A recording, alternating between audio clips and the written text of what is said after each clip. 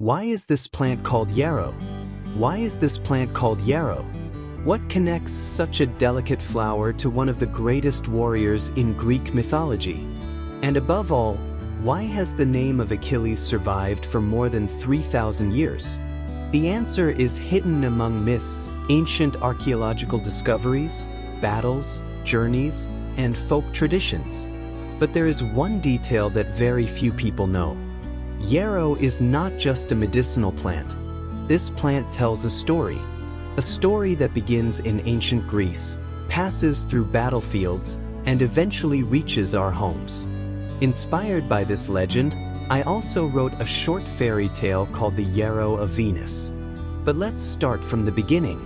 Take a look at this ancient artifact. The image of the warrior immediately brings us back to ancient Greece and the myth of Achilles. Of course, no archaeological evidence proves that Achilles actually used this plant. However, archaeologists have discovered that many medicinal herbs were already known and used thousands of years ago.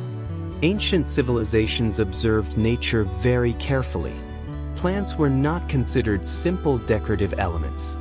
They were essential resources for survival.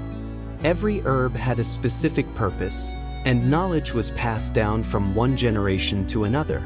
Yarrow was one of those plants. Let's take a short journey together. Imagine standing in ancient Greece. Mountains, olive groves, small villages, and great cities like Athens surround you. Medicine was very different from what we know today. Modern hospitals did not exist, and people relied on the experience of healers, priests, and physicians. According to legend, the centaur Chiron taught Achilles the art of healing and the use of medicinal plants. Achilles, the invincible warrior of the Iliad, supposedly learned how to use yarrow to treat wounds sustained during battle. This connection may explain the origin of the plant's name. Just a legend? Probably. But, as often happens, legends are usually born from a small grain of truth. For centuries, yarrow was used in traditional medicine. People collected it, dried it, and transformed it into infusions, decoctions, compresses, and herbal preparations. Traditional medicine especially appreciated this plant for its connection to skin care and wound treatment. Many regions of Europe even called it the soldier's herb. Crushed leaves were applied according to practices passed down through traditional medicine. Today, ancient remedies must always be evaluated carefully, and medicinal plants should never replace professional medical care. Even so, this small plant has accompanied humanity for an incredibly long time. More than a simple wild herb, more than an ordinary plant, a true traveling companion. And now, a few fascinating facts. First, yarrow belongs to the Asteraceae family, the same family as chamomile. Second, this plant grows naturally in many parts of the world. Third, numerous varieties exist, with flowers ranging from white and yellow to pink and red. The fourth fact concerns the leaves.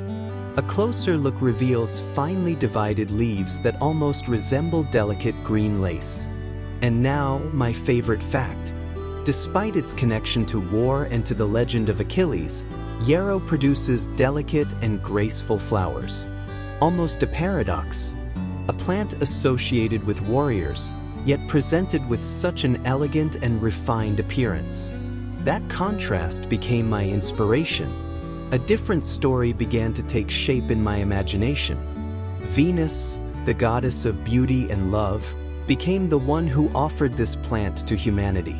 A gift created to soothe pain, encourage healing, and remind us that nature possesses an extraordinary ability to care for us. That is how my fairy tale, the Yarrow of Venus, was born. Plants are not just about botany.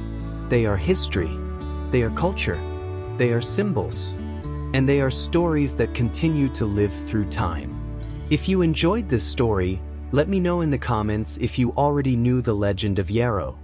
And if you love stories where nature, myths, and traditions come together, you can also follow Racconti Nuvole Stelle.